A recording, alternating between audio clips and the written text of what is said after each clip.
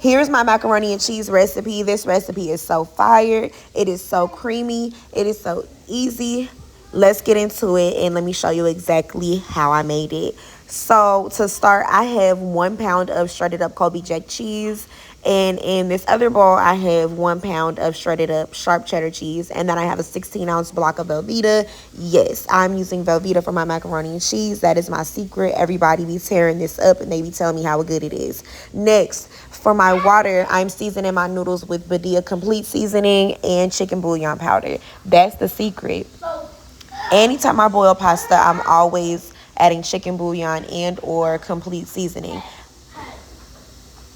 So once our water starts boiling, that's when we're going to go ahead and add our pasta. So like I've said previously on my lasagna video, please, please, please do not start boiling your noodles before the water is not boiling, because you don't want your noodles to be mushy. You want to boil your noodles for this recipe until they are al dente. Whenever you are getting ready to bake any type of noodles, you want to make sure that you're boiling it until it's al dente, so that way you don't take your food out and it's mush and everybody talk about you.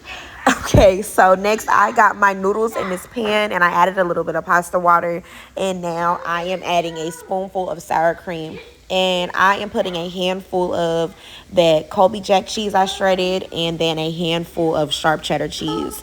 And then I am adding some black pepper. For my macaroni and cheese, all I need to do is just add black pepper. We already seasoned our noodles, and that was the boiling them in chicken bouillon and complete seasoning. There goes the flavor.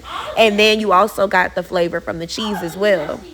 Sharp cheddar and Colby Jack, sometimes those cheese, well, not sometimes, those cheese are salty.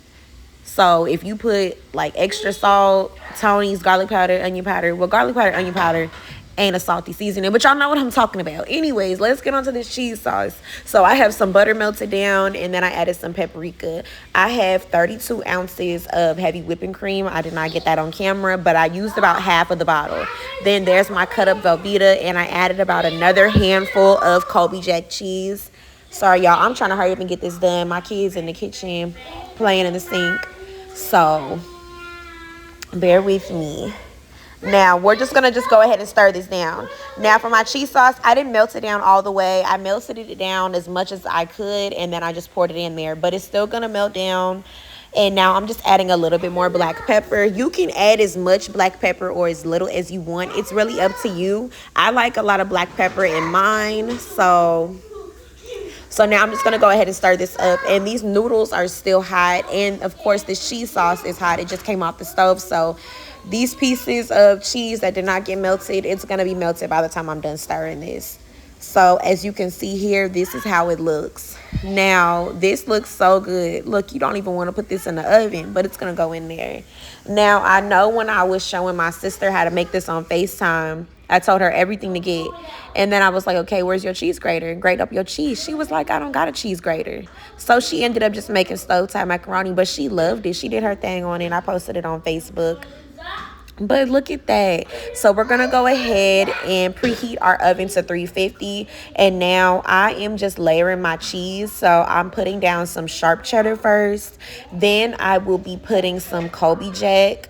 I ended up starting running low on Colby Jack because I used a little bit more of it when I put the first scoop in the pan, but it's fine. It's fine. We're going to make it work. So now I'm just spreading the cheese around, and I'm getting some more sharp cheddar in those corners at the top that I missed. And now I'm just mixing it around, making it look pretty.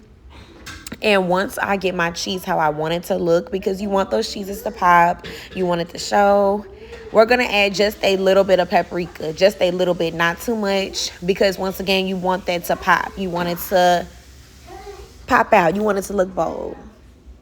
So, like I said, we're going to go ahead and preheat our oven to 350. Now, this is how it looks before it goes in. It looks so good. And this is it out of the oven. But next, we're going to go ahead and put it on broil for 500. I baked that for about 25 to 30 minutes. I'm not sure. But this is after we took it out of the broiling oven. I think I did this for about 7 minutes. I honestly do not remember. I walked away from it, and then when I remembered it was in the oven, that's when I pulled it out and it looked like this. So I'll say around the 4 to 5 minute mark, that's when you'll start checking and get it to your desired texture. So this is me. I was not letting it rest. As soon as it came out the oven, we wanted to get a plate. So that's what I did. This is it on the plate. And trust me, when you warm this up the next day, it's not going to be dry. It's going to look just like this. It's not going to be like the macaroni that's all curdly and the cheese is off the noodles. Y'all know what I'm talking about.